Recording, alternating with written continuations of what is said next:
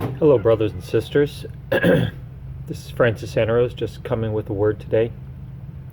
We're going to start in Joel 1, and it says, "The word of the Lord that came to Joel, hear this, you aged man, and give ear, all you inhabitants of the land. That which the cutting locust has left, has the swarming locust eaten. That which the swarming locust has left, has the crawling locust eaten. And that which the crawling locust has left, has the consuming locust eaten.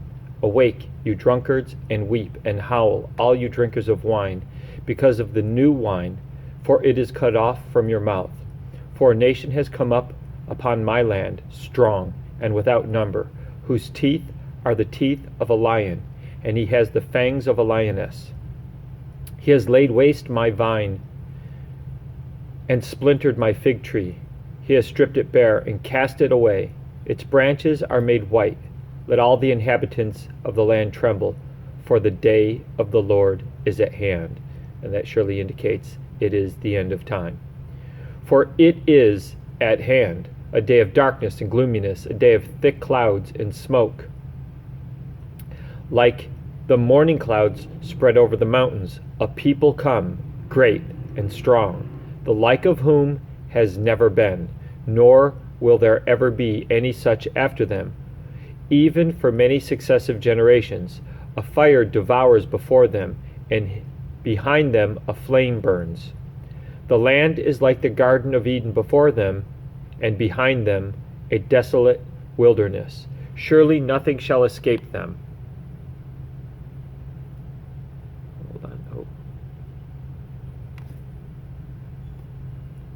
"Their appearance is like the appearance of horses, and like swift steeds so they run.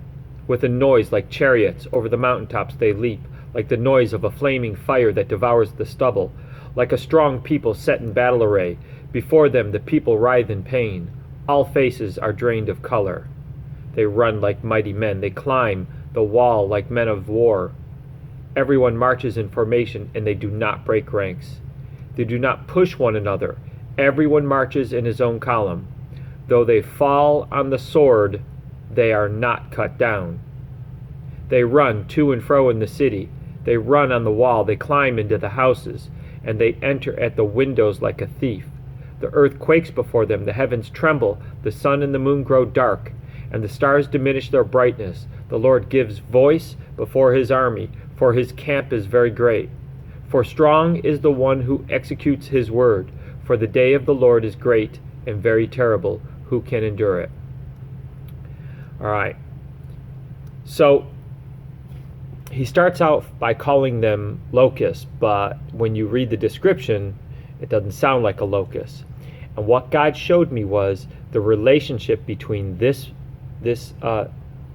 chapter in Joel and the locusts that are released from the pit of hell in Revelations 9. So let's break it down part by part.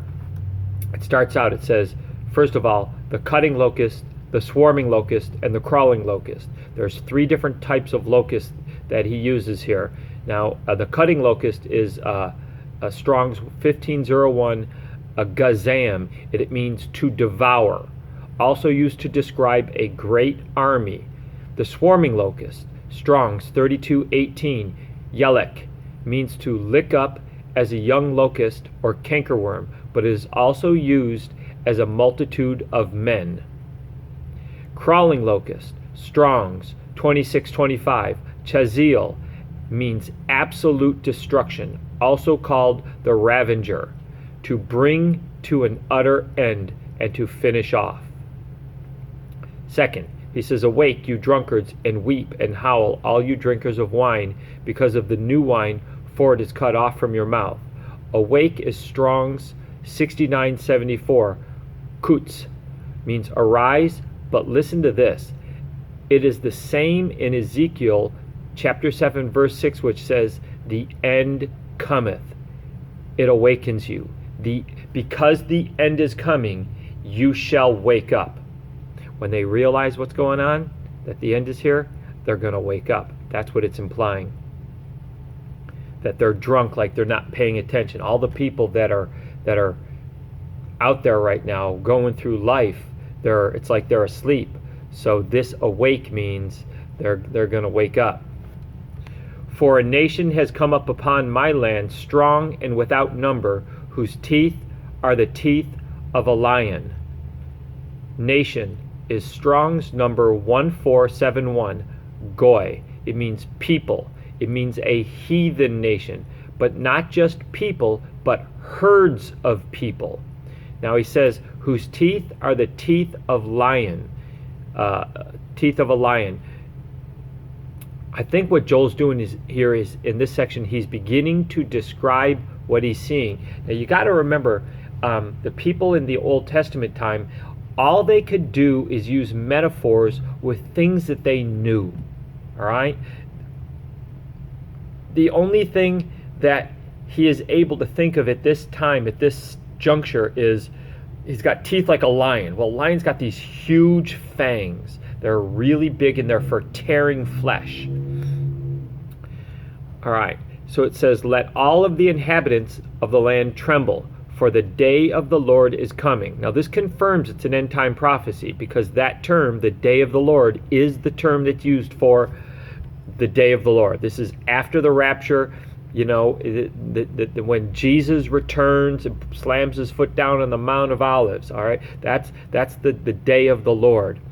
All right, for it is at hand a day of darkness and gloominess, a day of clouds and thick darkness, like the morning clouds spread over the mountains. Now Joel is describing the number that is coming. This is what he's seeing. He's seeing it in a vision, and he's seeing the number of these things, whatever they are, he's trying to describe, is so great that it looks like a cloud that's coming over the mountains. Like if you were to ever see a view of, you know, like an infestation of locusts that are coming on a land, it almost looks like a cloud, you know, because the sky is like blacked out from it.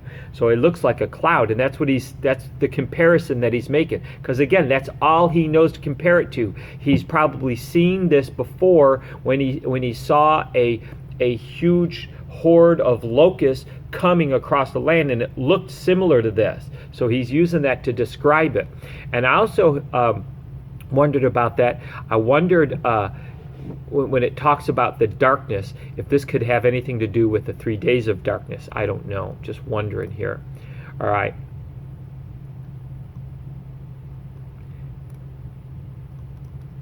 You know, I wonder if this could be the creature or the creatures we're going to be, those people or whoever's here is going to be dealing with during the 3 days of darkness. All right, it says, a people come, great and strong.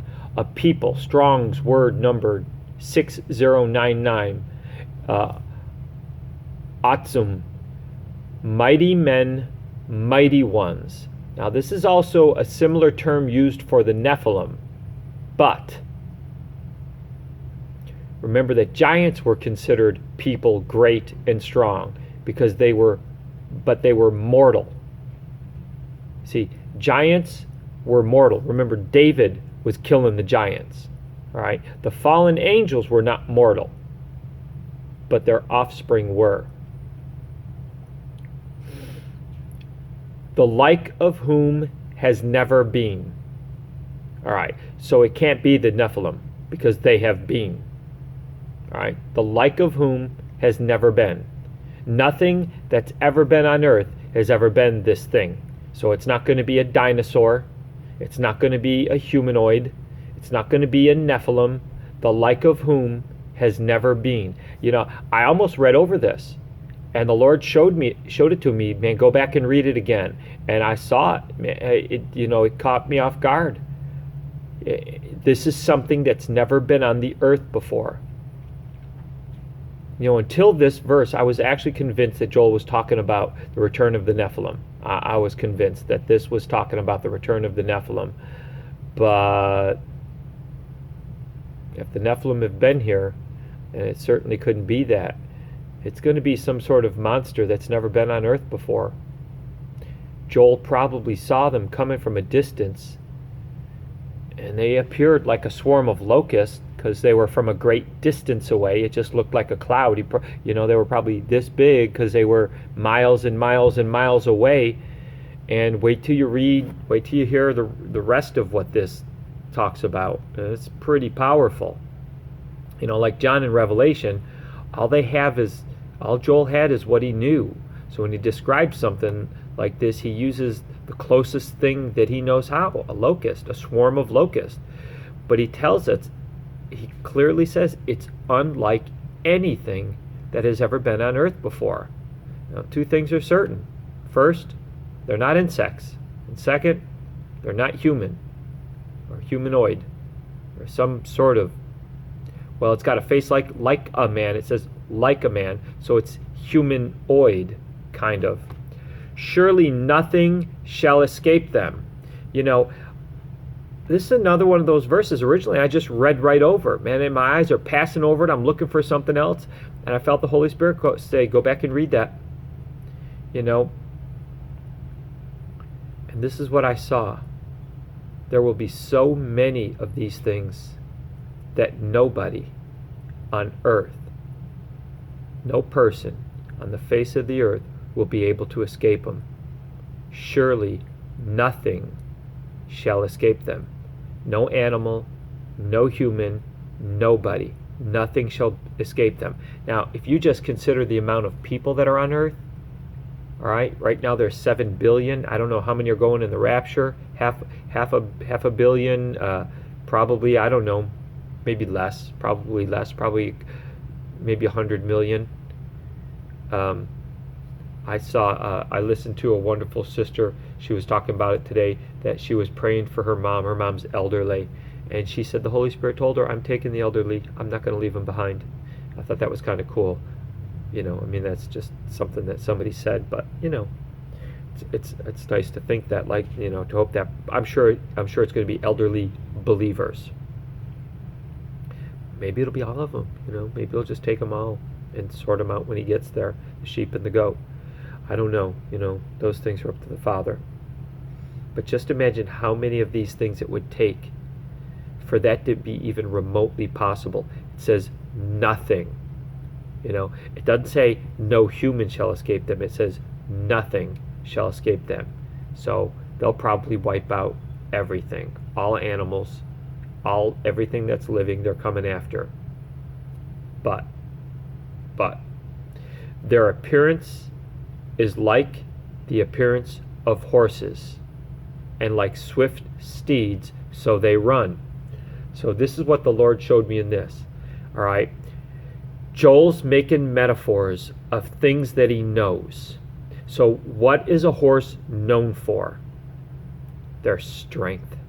They're powerful. A human can jump on a horse and that thing can ride for hours and hours and hours and hours. Their legs are powerful. Their butt in there. They're muscular. Horses are just 1,000 pounds of pure muscle.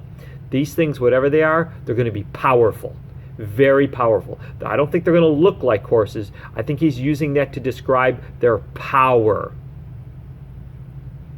I think it's a description of their physical strength, not their physical appearance. Horses are regarded and revered for their power and strength. So Joel's just making this comparison to what he knows. He doesn't know anything else. But another thing that horses are known for is their speed. It says, and like swift steeds, so they run. So this thing is fast. Whatever it is, it's fast. And a horse is much faster than a human. So these things are going to be fast. There'll be no way to outrun them. That's what the Lord showed me. These monsters, whatever they are, they'll be about the size and power of a horse. Think of a horse that's up on 2 hind legs or something. It'll be, maybe 12 feet tall and just beastly, powerful. So they run with a noise like chariots. Over mountaintops they leap. Now this is the exact same description used in Revelations 9. It's the exact same one in 9:9, where it says, and the sound of their wings was like the thundering of many horses and chariots rushing into battle. So these things have wings also. And when their wings are going, It's going to create, and when you have that many of them, think about it, you got millions of them. Millions of them. They're going to blanket the earth. These things are going to be in the millions. They're going to make a sound like chariots rushing into battle. I wonder. I wonder. But I'll bet if an army has 500 chariots and they're all going, I'll bet you that makes quite a noise. That's probably what he used as a comparison. He's probably heard that, and he said it sounds kind of like this. He says, like a strong people set in battle array, they run like mighty men. They climb the wall like men of war. Each one marches in formation. They do not break ranks. So these things are well organized. They work together. They do not push one another, he says. Everyone marches in his own column. So they're like strong people.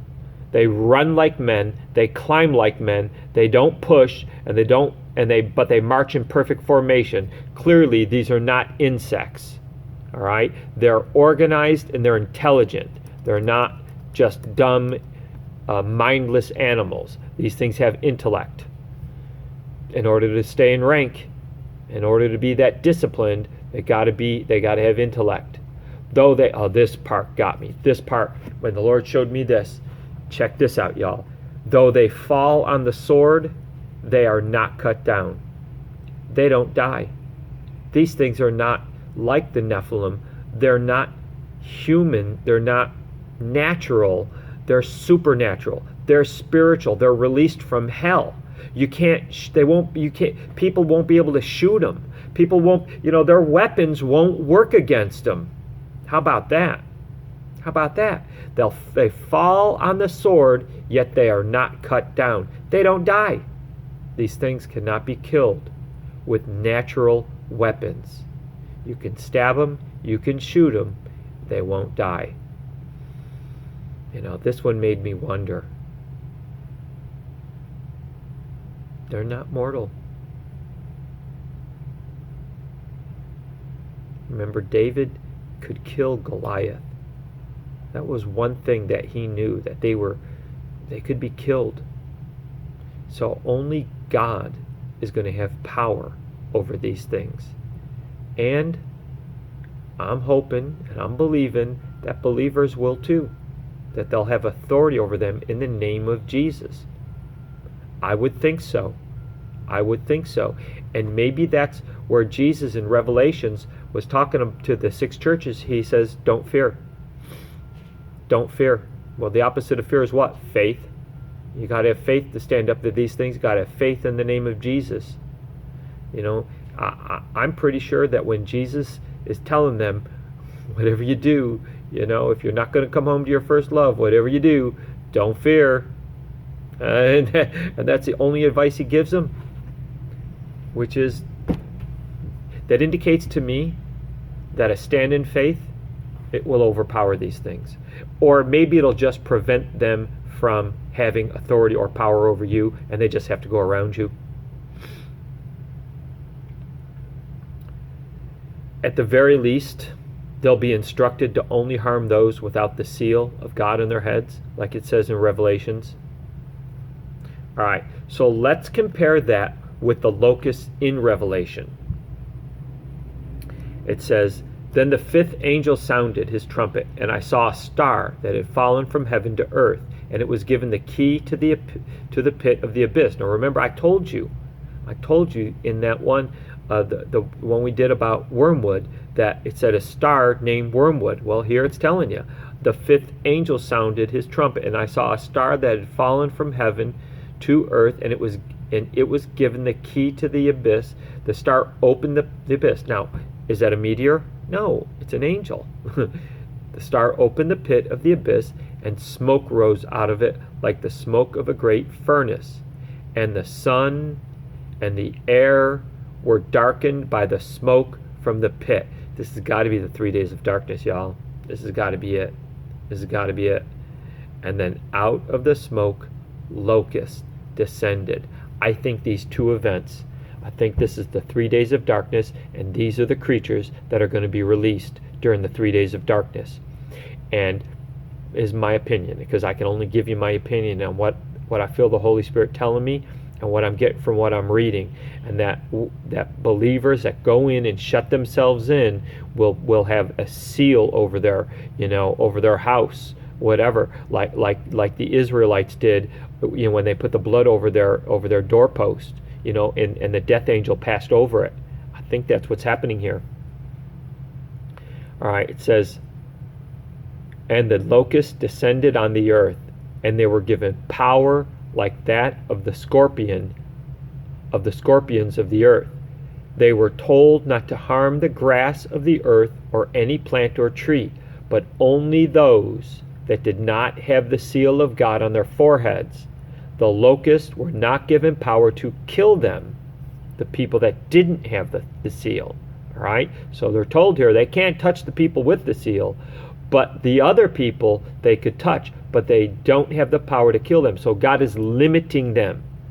See, God doesn't do anything to us, but he allows it to happen. So he put a limit on what they could do. It's kind of like in Job. He limited Job. He said, you can do this, but you can't kill him.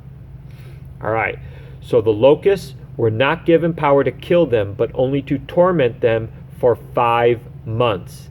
And I got something to say about that. And their torment was like the stinging of a scorpion. In those days, men will seek death, and they will not find it. They will long to die, but death will escape them. And the locusts looked like horses. There we go again. Joel called them horses. He's calling them horses too, prepared for battle, with something like crowns of gold on their heads and faces like the faces of men. They had hair like that of women and teeth like those of lions. They also had thoraxes like breastplates of iron, and the sound of their wings was like the roar of many horses and chariots rushing into battle. They had tails with stingers like scorpions, which had the power to injure people for 5 months. So he repeats it. They were ruled by a king, the angel of the abyss. His name in Hebrew is Abaddon, and in the Greek, it's Apollyon. So let's go through this. We'll go through this section by section. It says, first, then the 5th angel sounded his trumpet, and I saw a star that had fallen from heaven to earth, and it was given the key to the pit of the abyss. The star opened the pit of the abyss. See, I told you. The star is an angel. Number 2, and smoke rose out of it like the smoke of a great furnace, and the sun and the air were darkened by the smoke from the pit. Out of the smoke, locusts descended on the earth. So if we compare that to Joel 1, verse 2, it says, a day of darkness and gloominess, just like this one. A day of clouds and thick darkness, just like this. Like the morning clouds spread over the mountains, a people come great and strong. Now remember, Joel had just described them as 3 different types of locusts. So these two are very symmetrical right there. He said, this type of locust, this type of locust, this type of locust. Then he says, a people great and strong. So he's making a comparison. And John just does the exact same thing. To John, the closest thing he can think of to this thing is a locust. Maybe he's seeing it from a great distance as well at this point in the vision. And out of the smoke, locusts came down on the earth and were given power like that of scorpions of the earth. They were told not to harm the grass of the earth or any plant or tree, but only those people who did not have the seal of God on their foreheads. They were not allowed to kill them, but only to torture them for 5 months. Now first, it says that they weren't given, they were told not to harm the grass of the earth. But if it was really a locust, that's the only thing that locusts eat, vegetation. So it's not an insect, but a metaphor for something that they had just never seen before. Next, why 5 months? Anybody ever wonder that? See, I wonder stuff like this. 5 months, I couldn't get past it. And then when I saw it again, it was like, this has to be important because it's twice in there. It's here and it's later on.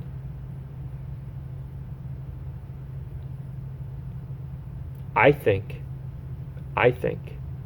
that the sting is an impregnation. impregnation. I couldn't spit it out. I think they're impregnated.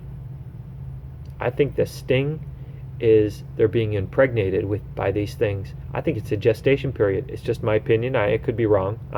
Y'all don't freak out. No trolls or anything. Don't weird out on me. It's my opinion. I'm allowed to have an opinion. But because he says it twice, I think it's important.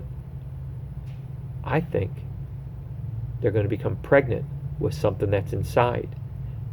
And think of the torture, because it talks about the torture, how they're tortured.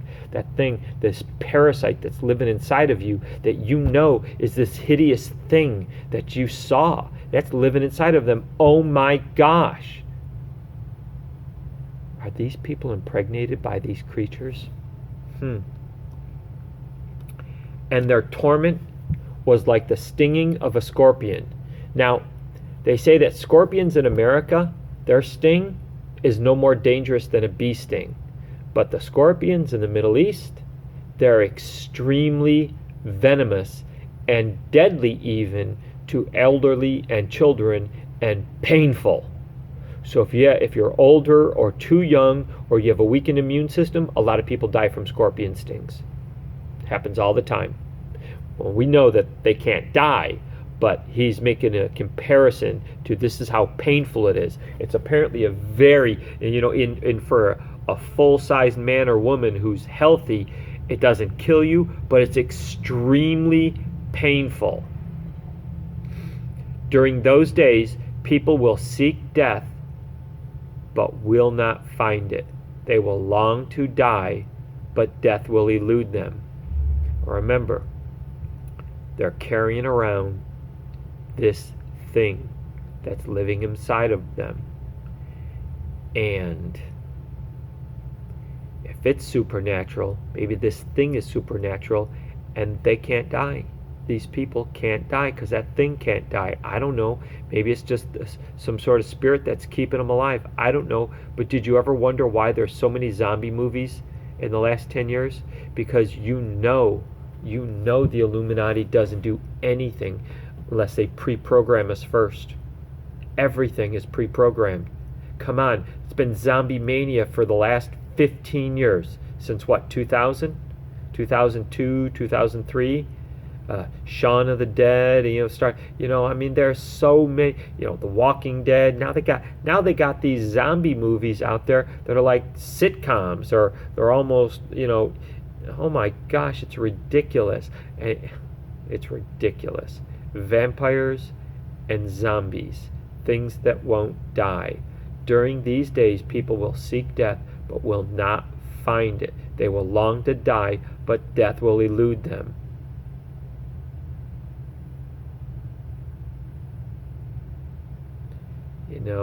They will long to die. Imagine, you got this creature living inside you, this hideous thing. You don't want to give birth to that. You want to die. You want to die and kill it with you. I understand it. If it's an impregnation, man, I'm having trouble with that word, impregnation, then I could understand they would long to die. I get that all day long. Now, going back to the zombie movies, think about what those things looked like, the zombies. And now just imagine when you have this chaos going on, end of the world, it's survival of the fittest, people are killing other people or shooting them and stabbing them, everybody, you got all these crazy creatures on the earth, there's weird stuff going on, and you can't die. You get shot, but you can't die. You get your arm hacked off, but you can't die.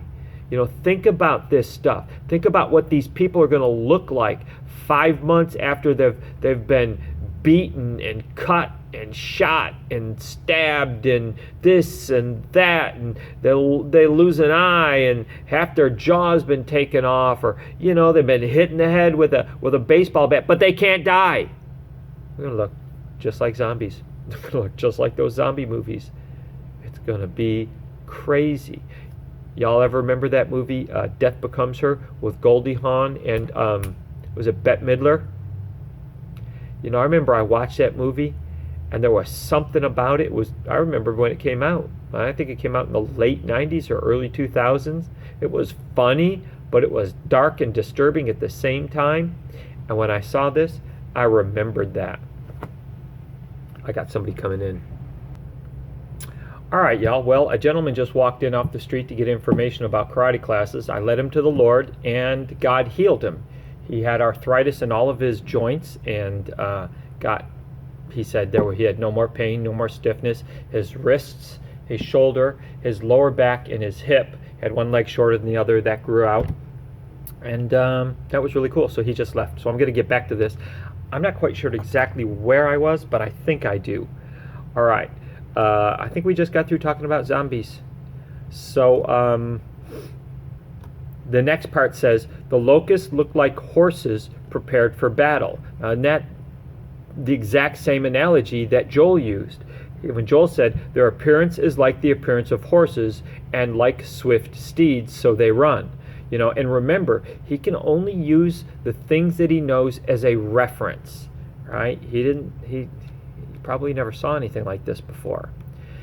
Next one says, on their heads they wore something like crowns of gold. Now that word crowns is the Strong's word, Strong's number 1238, and it's diadema, and it means crown. But figuratively, listen to this, it refers to a pagan empire and end-time coalition led by the Antichrist. Hello?